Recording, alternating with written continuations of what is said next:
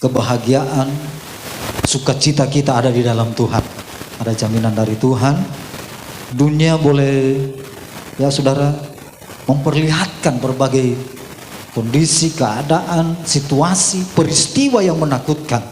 Tapi berbahagia kita ada di dalam Tuhan. Ada jaminan perlindungan Tuhan. Dimanapun kita ada, Tuhan katakan bahwa aku menyertai engkau sampai pada kesudahan alam. Luar biasa, saudara. Puji Tuhan. Terima kasih sekali lagi untuk kesempatan ini. Mari kita akan masuk dalam pemberitaan firman Tuhan. Kitab Mazmur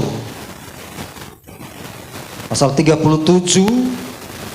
Kita membuka kitab Mazmur pasal 37 ayatnya yang ke-23 dan 24. Sekali lagi Mazmur, kitab Mazmur pasal 37 ayat 23 dan 24. Mari kita akan baca bersama-sama dua ayat ini dalam hitungan ketiga. Kalau sudah dapat semua, mari kita baca bersama-sama. 2, 3. Tuhan menetapkan langkah-langkah orang yang hidupnya berkenan kepadanya. Apabila ia jatuh, tidaklah sampai tergeletak, sebab Tuhan menopang tangannya. Puji Tuhan. Persilakan dulu kembali. Haleluya. Puji Tuhan. Saudara, kurang lebih 1,5 tahun orang ada dalam situasi pandemi. Saudara, ini merupakan ujian besar bagi kita, anak-anak Tuhan. Ya. Sebab bagi orang yang tidak mengenal Tuhan, ini sesuatu yang sangat menakutkan, saudara. Kalau kita melihat situasi ini, itu merupakan penggenapan firman bahwa kasih menjadi dingin, saudara, menjadi tawar. Dan memang hari-hari ini keadaannya seperti itu. Apalagi kalau orang lihat, kalau orang baru datang, kasih itu hilang. Perhatian itu sudah tidak ada lagi terhadap sesama. Dan hari-hari ini adalah hari-hari ujian besar bagi kita. Tapi firman Tuhan katakan, yang bertahan sampai pada kesudahan, dia akan selamat, saudara. Amin. Yang bertahan. Karena itu setiap anak-anak Tuhan harus bertahan, saudara. Harus bertahan. Di tengah-tengah pandemi kita harus bertahan. Sekalipun kita ada dalam tekanan. Karena sekarang pemerintah mengeluarkan edaran agar ibadah itu harus dilaksanakan secara daring. Bayangkan, saudara, kalau kita ibadah secara daring, tidak ada hadirat Tuhan yang kita alami, kita rasakan.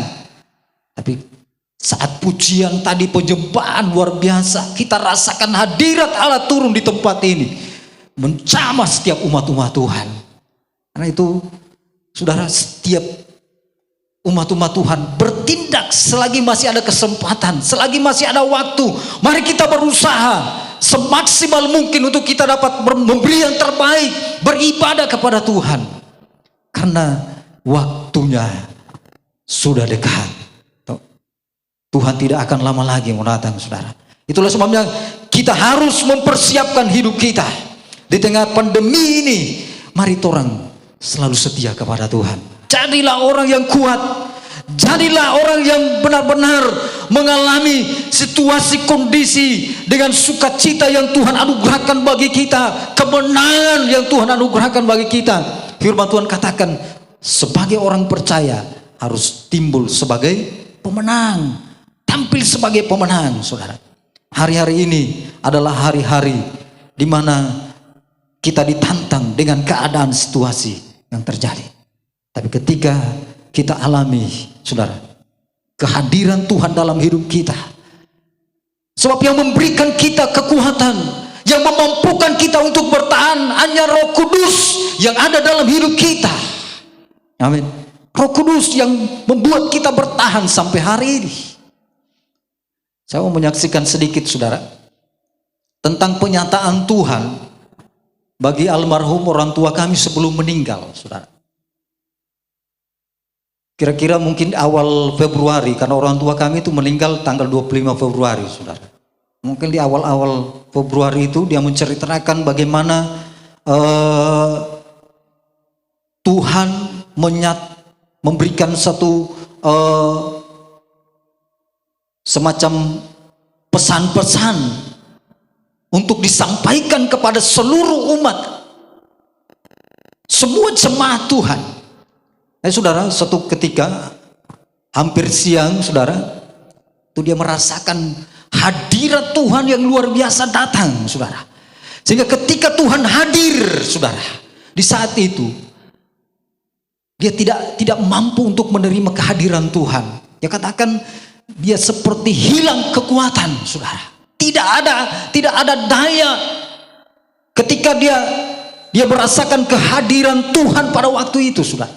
Dia merasa tidak ada kekuatan, lemah, saudara. Di saat seperti itu Tuhan memberikan pesan tentang keadaan situasi yang terjadi hari-hari ini, keadaan pandemi, saudara. Tuhan Yesus berpesan bahwa virus yang sementara terjadi, virus corona, itu adalah malaikat maut. Tuhan katakan, malaikat maut. Karena memang firman Tuhan katakan, kalau orang membaca dalam Wahyu pasal 6 ayat 8, saudara. Ketika meterai keempat dibuka, maka muncul kuda hijau kuning yang diberikan kuasa untuk membunuh seperempat dari bumi ini, seperempat manusia yang ada di bumi ini, dengan kelaparan, dengan pedang, dengan binatang buas, dengan sampar, saudara. Tuhan bilang virus ini adalah malaikat maut. Itu yang Tuhan katakan. Karena seperti terjadi di Mesir, Tuhan bilang bahwa malaikat maut ketika dia berjalan di Mesir, umat Israel yang punya tanda darah di ambang pintu dan di kedua belah tiang pintu, saudara, maka malaikat maut ini lewat, saudara. Tidak ada kematian di sana. Yang ada kematian hanya di rumah orang-orang Mesir, saudara. Tapi bangsa Israel tidak mengalami kematian anak-anak sulung karena ada tanda darah di ambang pintu, saudara. Tapi Tuhan berpesan begini, saudara. Sekarang bukan lagi tanda darah, tetapi sekarang bagi orang yang penuh dengan Roh Kudus, maka malaikat maut itu dia akan lewat, saudara. Amin. Orang yang penuh dengan Roh Kudus, malaikat maut dia akan lewat.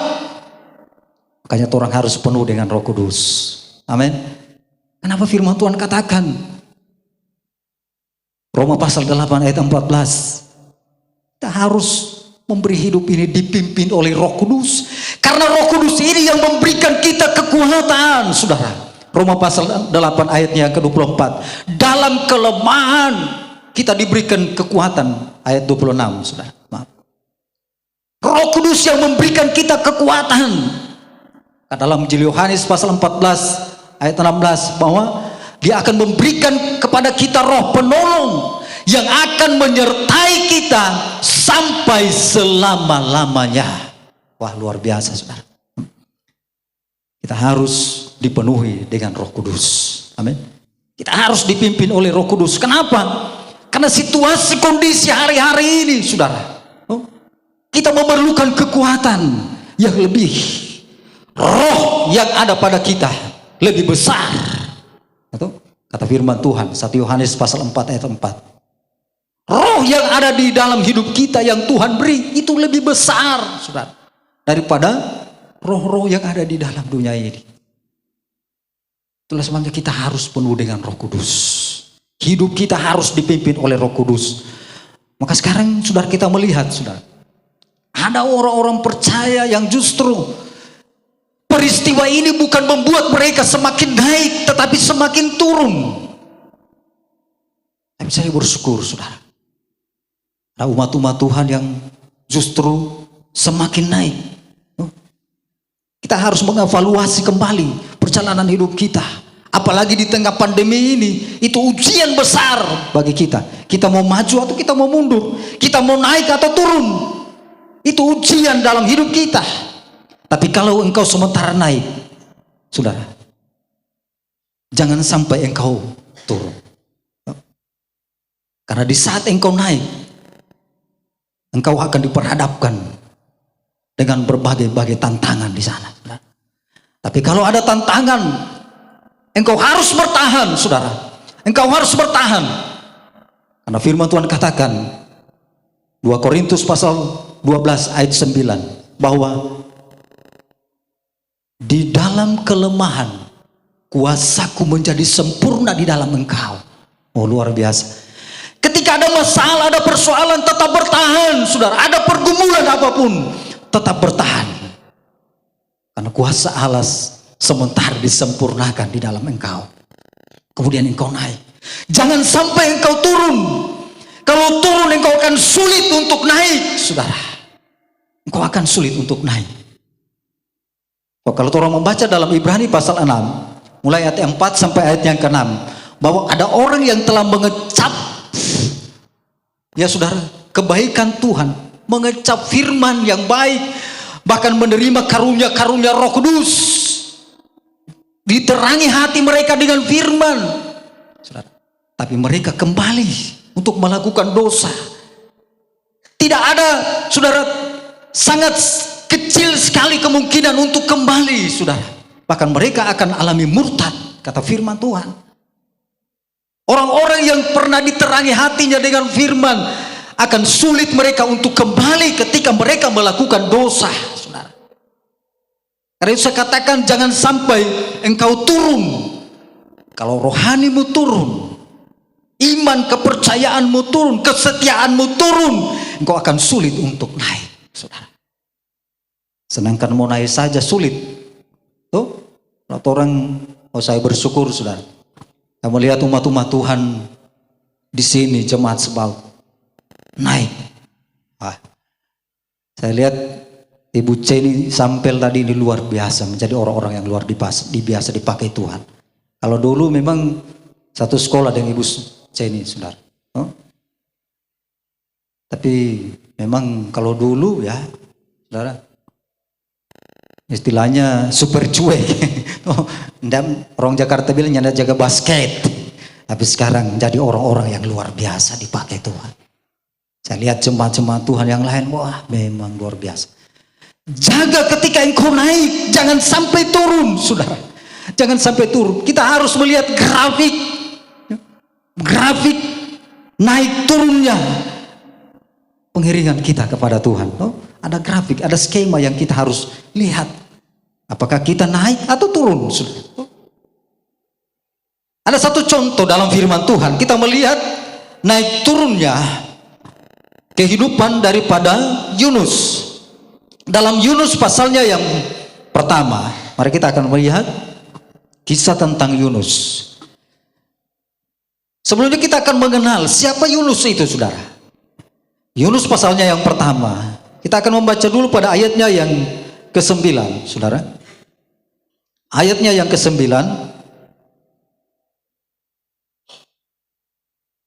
Sahutnya kepada mereka, aku seorang Ibrani, aku takut akan Tuhan, Allah yang mempunyai langit, yang telah menjadikan lautan dan daratan. Yunus, seorang yang takut akan Tuhan. Dia tahu Allah yang menciptakan lautan, menciptakan daratan, menciptakan segala-galanya. Dia tahu, saudara. Karena dalam Injil Yohanes pasal 1 ayat 3, Tuhan menjadikan segalanya, saudara. Tidak ada sesuatu pun yang jadi tanpa dijadikan oleh Tuhan. Dan Yunus percaya bahwa Tuhan yang menjadikan langit dan bumi, menciptakan daratan, lautan. Dan hal yang pertama kita lihat, saudara, dalam tingkatan perjalanan hidup daripada Yunus bukan naik, tapi kita melihat Yunus kehidupan rohaninya turun, saudara. Dalam ayat 2 kita melihat dalam tingkatan yang pertama ini firman Tuhan katakan begini, bangunlah, pergilah ke Nineve, kota yang besar itu, berserulah terhadap mereka karena kejahatannya telah sampai kepadaku. Bangun, saudara. Di situ berarti Yunus dalam keadaan tidur, saudara. Kenapa Yunus kedapatan oleh Tuhan tidak siap untuk melayani Tuhan, tapi tidur? Itu menunjukkan bahwa grafik perjalanan hidup Yunus turun, saudara. Bangun di sini memberikan dua pengertian, bahwa bangun dalam arti tidur secara jasmani, tapi juga memberikan arti bahwa tidur secara rohani, artinya dia tidak siap untuk pergi melayani Tuhan. Ini Tuhan bilang bangun. Ini posisi yang terjadi dalam kehidupan Yunus, saudara. Yunus, dia tidak siap, tapi dia mulai menurun, saudara. Itu tingkatan yang pertama kalau kita melihat. Selanjutnya kalau kita melihat dalam ayatnya yang ketiga, ini tingkatan yang kedua, apa yang terjadi dalam hidup Yunus? Tetapi Yunus bersiap untuk melarikan diri ke Tarsis, jauh dari hadapan Tuhan. Ia pergi ke Yafo dan mendapat di sana sebuah kapal yang akan berangkat ke Tarsis. Ia membayar biaya perjalanannya, lalu naik kapal itu untuk berlayar bersama-sama dengan mereka ke Tarsis, jauh dari hadapan Tuhan. Jauh dari hadapan Tuhan. Semakin turun lagi, saudara. Kita melihat perjalanan kehidupan Yunus. Seharusnya dalam perjalanan itu dia sadar bahwa saya ini diutus ke Nineve. Tapi Yunus tidak menyadari panggilan Tuhan itu. Yunus tidak mempedulikan panggilan Tuhan itu.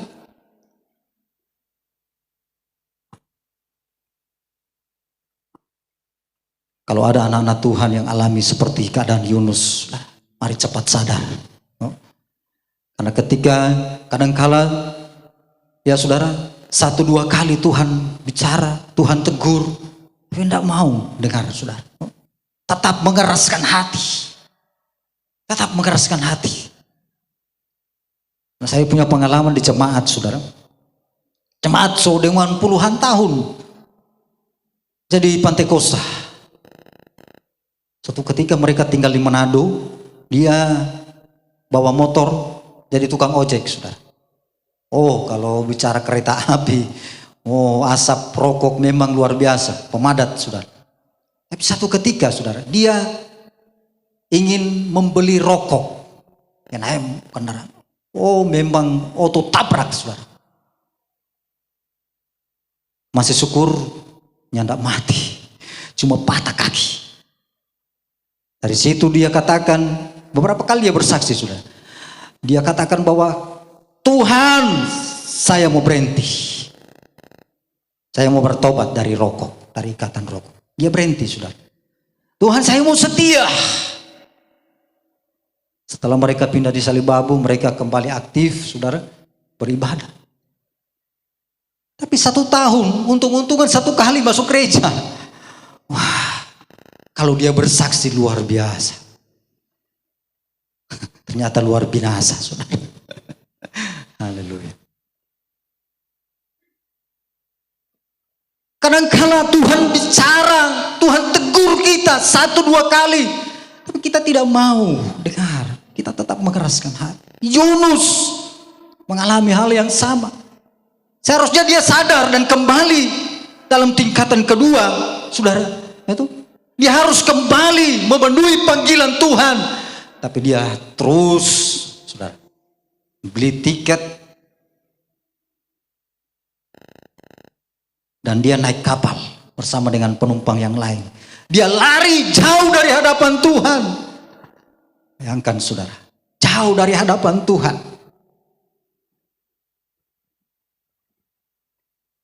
Hal yang berikut kita lihat saudara, pada ayatnya yang kelima, kita melihat firman Tuhan katakan di sana, awak kapal menjadi takut, masing-masing berteriak-teriak kepada Allahnya, dan mereka membuang ke dalam laut segala muatan kapal itu untuk meringankannya. Tetapi Yunus telah turun ke dalam ruang kapal yang paling bawah dan berbaring di situ, lalu tidur dengan nyenyak. Ini dalam tingkatan yang kedua kita melihat bahwa Yunus dalam keadaan berbahaya. Orang-orang sudah berteriak. Nakoda kapal memerintahkan anak buah kapal untuk membuang semua barang supaya meringankan kapal. Dan yang pasti bahwa dalam keadaan seperti itu, penumpang kapal harus naik ke atas untuk mencari tempat yang aman. Tetapi Yunus turun, saudara, turun ke bawah, ke dek yang paling bawah, saudara. Untuk apa? Tidur nyenyak. Semakin turun lagi. Terus saya katakan tadi, jangan sampai pengiringan kita turun, karena akan sulit untuk kita naik. Yunus semakin dia turun, saudara, dia cari tempat yang paling bawah. Ya pikir itu tempat yang aman, saudara. Sementara yang lain berteriak, masing-masing kepada Allahnya meminta tolong, meminta perlindungan. Saat badai datang, gelombang besar menimpa kapal mereka. Mereka hampir celaka, hampir tenggelam. Ketika nakoda kapal ini, saudara, dia turun untuk memeriksa kapal, dan didapati Yunus sementara tidur. Sementara tidur, saudara. Dan apa yang dikatakan oleh nakoda, saudara? Apa yang engkau lakukan? Ini orang semua berteriak minta tolong, tapi engkau hanya tidur. Maka saudara, apa yang terjadi, saudara? Mereka membuang undi pada waktu itu untuk menentukan sebenarnya siapa penyebab daripada bencana itu. Karena kadang-kala orang ketika alami sesuatu peristiwa dalam hidup kita, atau mungkin masalah, pergumulan, kadang-kala kita mempersalahkan orang lain.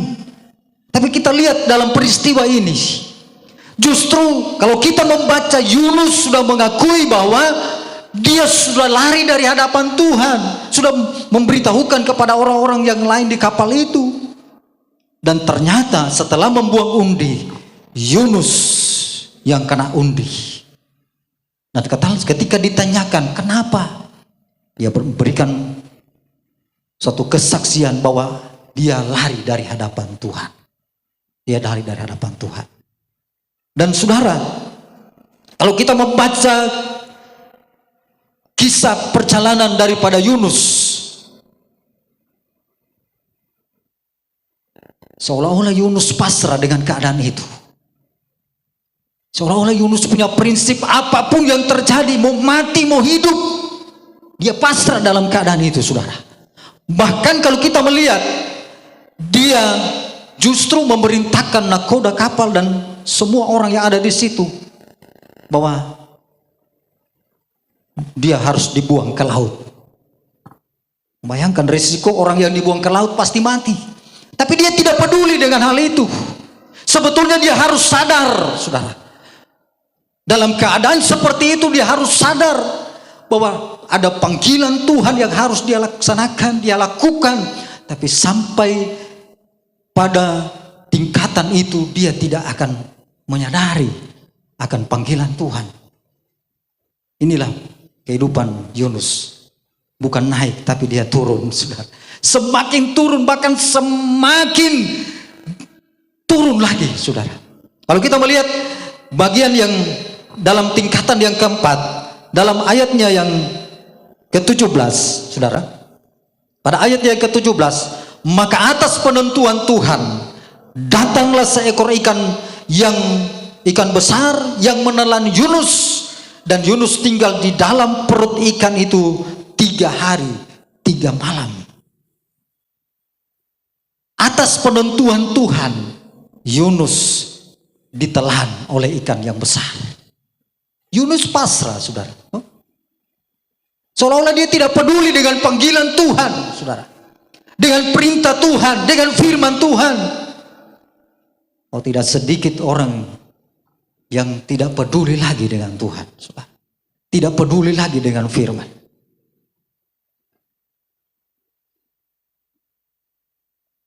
Kita melihat orang-orang yang ada di sekitar kita, saudara. Tapi firman Tuhan katakan dalam Ibrani pasal 12, saudara. Sedangkan orang yang menolak firman tidak akan luput. Apalagi kita yang tidak mau terima firman. Bagaimana keadaan kita, saudara? Tuhan akan menggoncangkan bumi ini, saudara. Menggoncangkan bumi. Dan langit pun akan menggoncang, saudara. Itu ketika kita tidak mau melakukan akan firman. Yunus ketika dia ada dalam perut ikan selama 3 hari, Yunus juga tidak sadar dengan keadaan itu. 1 hari dia nikmati, saudara.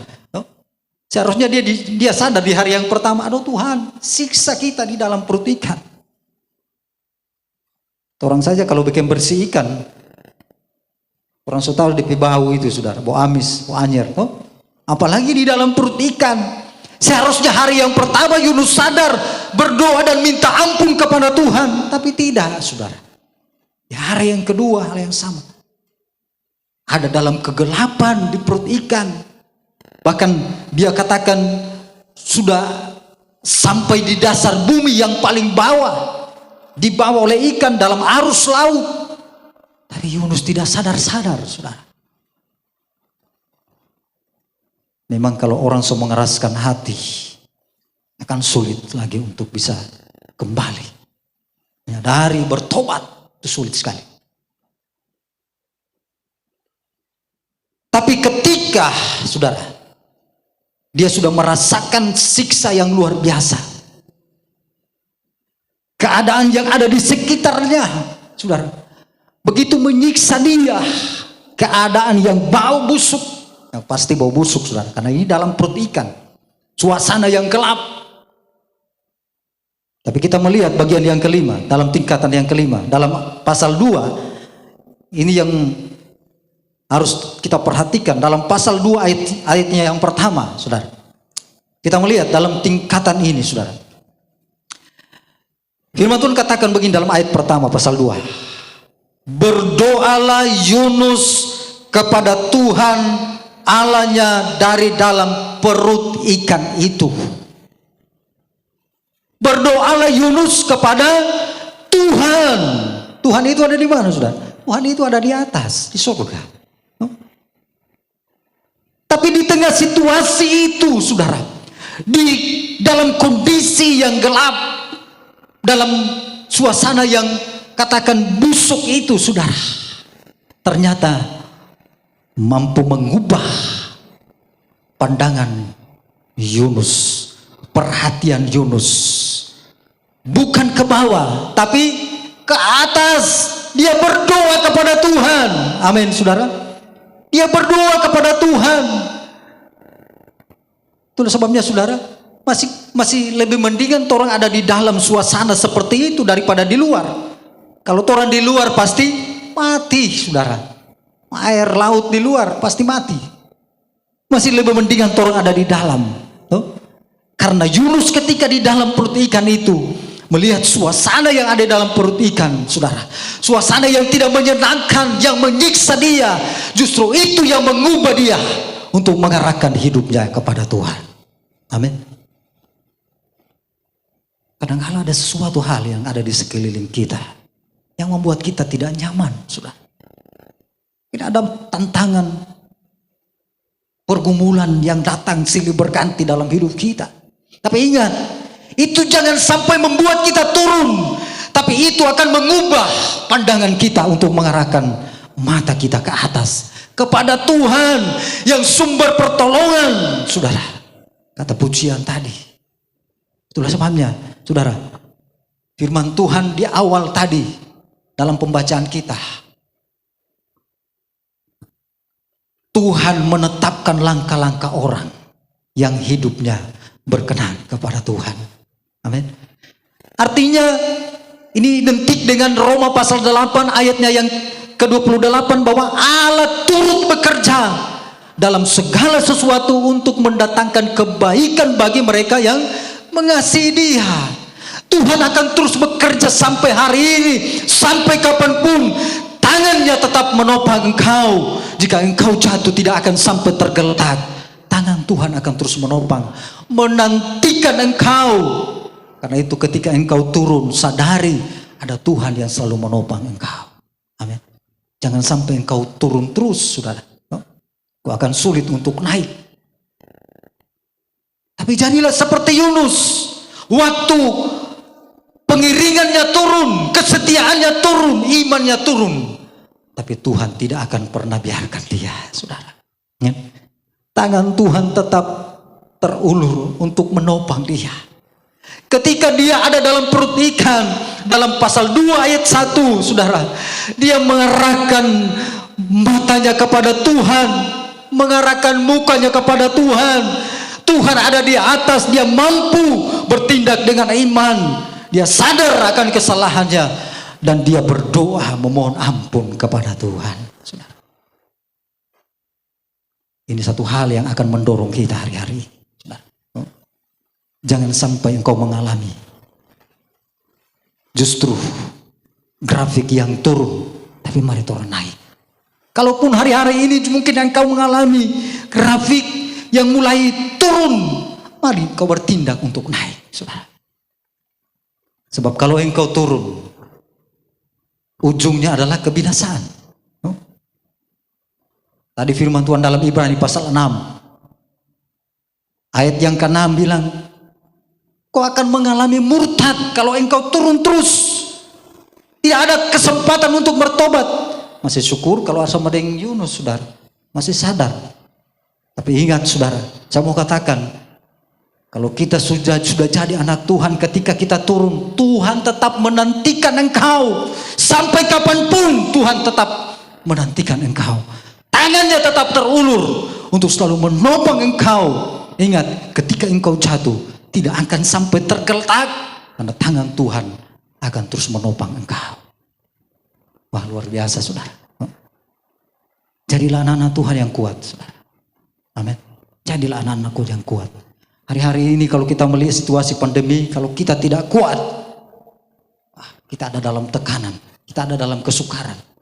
Karena 2 Timotius pasal 3 ayat pertama, kita ada di masa-masa yang sukar.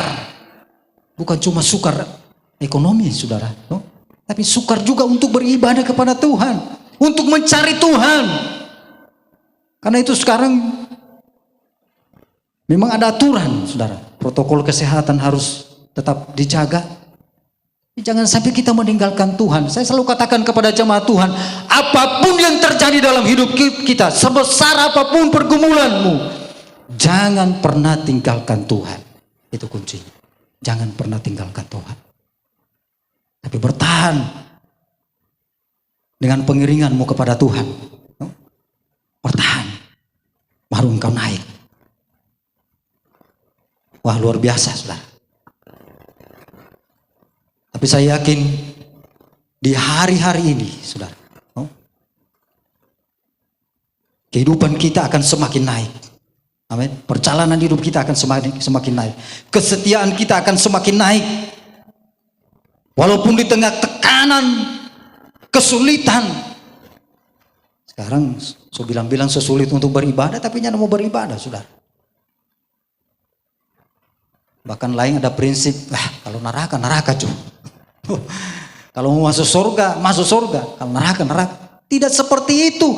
Tidak seperti yang kita bayangkan bagaimana penderitaan ketika kita tidak mau taat pada perintah Tuhan, pada firman Tuhan. Tapi surga disediakan untuk orang yang melakukan kehendak Allah. Amin. Kesenangan kekal itu, saudara, selama-lamanya. Karena itu mari jaga baik-baik kesetiaan kita agar supaya semakin naik. Iman kita semakin naik. Jangan sampai turun. Kalau Tuhan jaga tegur, mari cepat-cepat sadar. Aduh, ini Tuhan so bicara pak kita. Ini Tuhan so tegur pak kita. Kita mesti mau balik. Itu prinsip sebagai anak-anak Tuhan. Dia tidak mau turun, tapi dia harus naik. Wah, luar biasa. Mazmur pasal 121. Ayatnya yang pertama.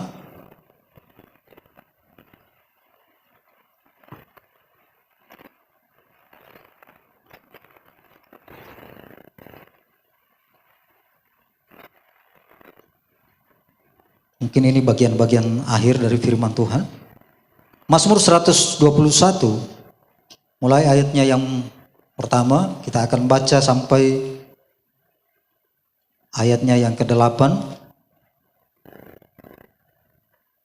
Tuhan penjaga Israel. Sekali lagi Mazmur 121, mulai ayat yang pertama sampai ayat yang ke-8. Nyanyian siara, aku melayangkan mataku ke gunung-gunung. Dari manakah akan datang pertolonganku? Pertolonganku ialah dari Tuhan yang menjadikan langit dan bumi.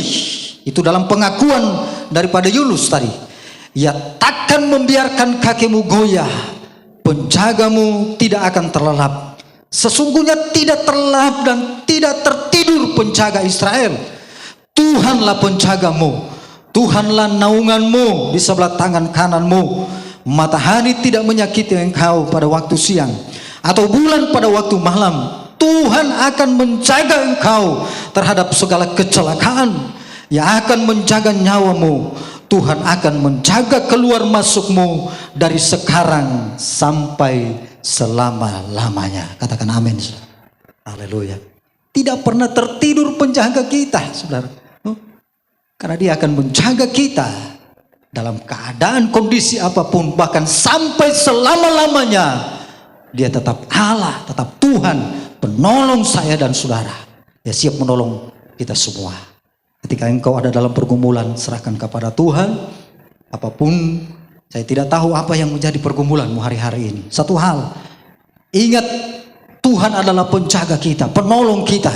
Dia tidak pernah tertidur dan terlelap. Tapi keluar masuk kita ada dalam tangan Tuhan. Dan kita harus menyerah total kepada Tuhan. Menyerahkan hidup hanya ke dalam tangan Tuhan. Puji Tuhan.